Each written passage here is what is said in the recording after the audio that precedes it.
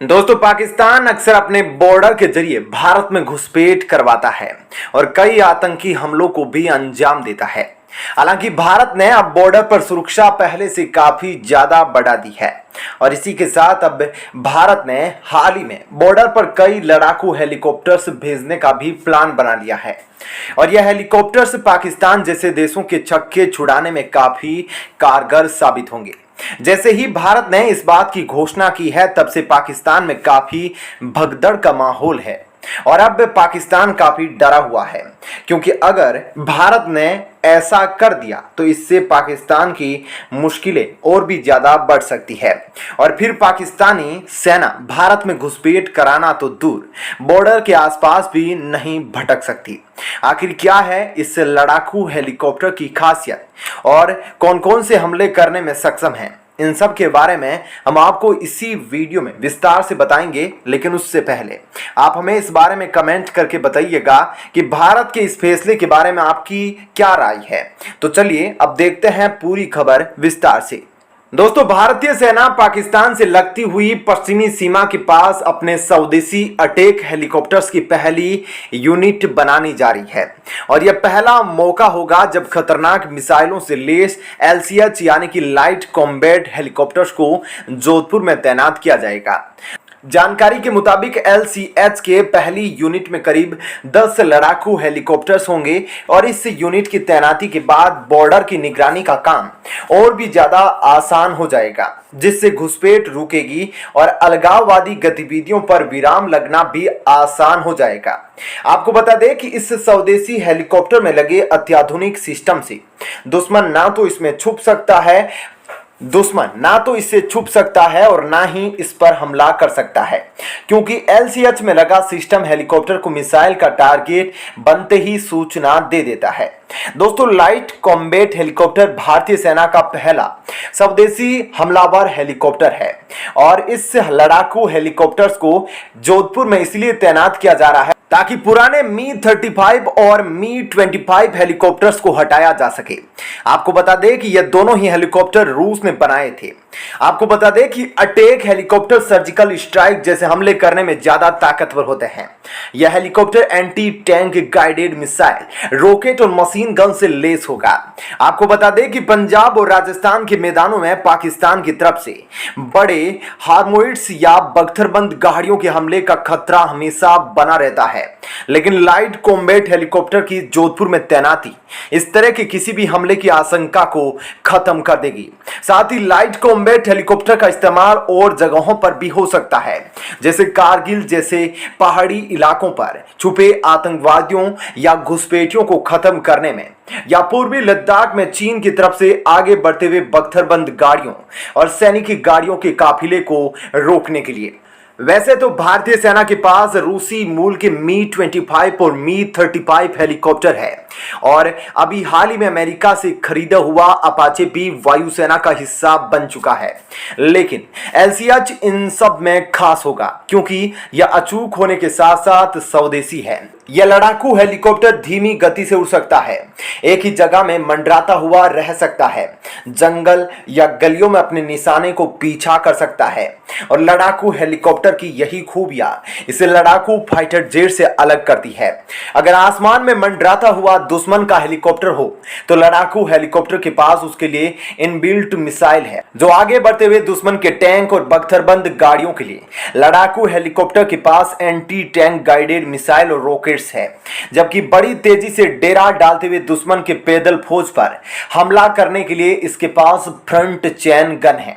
यानी हर जरूरत के लिए लड़ाकू हेलीकॉप्टर के पास अलग अलग हथियार है और बस उनको इस्तेमाल करने की जरूरत है। इसलिए लड़ाकू हेलीकॉप्टर कई मायनों में फाइटर जेट से भी ज्यादा कारगर होता है। तो दोस्तों, ऐसे में इस खबर के बारे में आपकी क्या राय है, हमें कमेंट करके जरूर बताइएगा। साथ ही वीडियो को ज्यादा से ज्यादा लाइक और शेयर जरूर कीजिएगा। चलिए अब जानते हैं एक और बड़ी खबर। दोस्तों, जिस तरह से पाकिस्तान को अमेरिका ने मदद की उसके बाद से ही भारत चिढ़ा हुआ था, लेकिन अब रूस ने भी बहुत बड़ी बात बोल दी है। पाकिस्तान और अमेरिका दोनों को भयानक रूप से सबक सिखाने की बात कही है। क्या कुछ हुआ है वह तो आपको हम डिटेल में बताएंगे, लेकिन सबसे पहले आप कमेंट करके बताइएगा कि अमेरिका ने जिस तरह से 500 करोड़ यूएस डॉलर तकरीबन अरबों रुपए पाकिस्तान को भेजा है, यह सही है या गलत। और अब आपको डिटेल में बताते हैं कि कैसे रूस ने एस जयशंकर के बयान का समर्थन किया है और एस जयशंकर ने क्या कुछ बोला है। और अब रूस ने सबसे पहले तो पाकिस्तान को मदद करने वाली अमेरिका को कहा कि वह पाकिस्तान की मदद नहीं कर रहे बल्कि आतंकवादी गतिविधियों के स्तर को बढ़ाने में काम कर रहे हैं। अमेरिका को सीधे सीधे जवाब देते हुए कहा कि अब भारत को कोई भी नहीं रोक सकता यूनाइटेड नेशन में उसके स्थायी सदस्य यानी कि परमानेंट मेंबर बनने से। और क्या कुछ कहा वे आपको बताते हैं। दोस्तों, संयुक्त राष्ट्र महासभा में भारत के विदेश मंत्री एस जयशंकर ने रूस यूक्रेन युद्ध को लेकर वैश्विक अर्थव्यवस्था पर बात की और इसके बाद एस जयशंकर ने यह भी कहा कि भारत संयुक्त राष्ट्र में बड़ी जिम्मेदारी लेने के लिए तैयार है। ऐसे में विदेश मंत्री एस जयशंकर का इशारा संयुक्त राष्ट्र सुरक्षा परिषद में भारत की स्थायी सदस्यता को लेकर था। अपने 16 मिनट के दिए भाषण में एस जयशंकर ने भारत की कूटनीति को लेकर कई बड़े संकेत दिए, जिसमें सुरक्षा परिषद में भारत की स्थायी सदस्यता सबसे महत्वपूर्ण थी। आपको याद होगा, हाल ही में अमेरिका के राष्ट्रपति जो बाइडेन ने भी सुरक्षा परिषद में भारत की स्थायी सदस्यता के लिए समर्थन किया था। हालांकि जो बाइडेन ने भारत का नाम नहीं लिया था, लेकिन यह माना जा रहा है कि उन्होंने भारत का नाम की वकालत की थी। जबकि अगर पाकिस्तान की बात की जाए तो पाकिस्तान के प्रधानमंत्री शहबाज शरीफ संयुक्त राष्ट्र में यह चिल्ला कर बोलते रहे हैं कि भारत को संयुक्त राष्ट्र सुरक्षा परिषद में स्थायी सदस्यता नहीं मिलनी चाहिए। लेकिन इन सब के बीच अब रूस ने बड़ा ऐलान कर दिया है। रूस ने बाकायदा नाम लेकर अंतर्राष्ट्रीय सुरक्षा परिषद में भारत को स्थायी सदस्यता देने का समर्थन किया है, और वह भी ऐसे वक्त पर जब भारत और रूस के बीच दरार की झूठी खबरें फैलाई जा रही है। जी हां दोस्तों, आपको याद होगा, पिछले कुछ समय से विदेशी मीडिया और विदेशी पत्रकार सोशल मीडिया पर एक झूठ नैरेटिव चला रहे हैं और इस नैरेटिव के जरिए वे यह साबित करने की कोशिश कर रहे हैं कि भारत ने रूस के प्रति अपनी रणनीति बदल ली है और उनके मुताबिक भारत और रूस के रिश्तों में खटास आ गई है। ऐसे में वे उस सलाह को मुद्दा बना रहे हैं जो एससीओ मीटिंग के दौरान प्रधानमंत्री मोदी ने पुतिन को दी थी। लेकिन अब संयुक्त राष्ट्र में भारत की स्थायी सदस्यता का समर्थन करके रूस ने भारत के साथ अपनी मजबूत दोस्ती का परिचय दिया है। और दोस्तों, साथ ही यह जानकर हैरानी होगी कि भारतीय विदेश मंत्री एस जयशंकर ने अपने भाषण में बिना नाम लिए चीन और पाकिस्तान की धज्जियां तक उड़ा दी, लेकिन इस पर रूस ने कोई प्रतिक्रिया नहीं दी। बहरहाल आपको बता दें कि उपराष्ट्रपति सभा में बतौर विदेश मंत्री एस जयशंकर का यह पहला भाषण था जिसकी अब पूरी दुनिया में चर्चा हो रही है।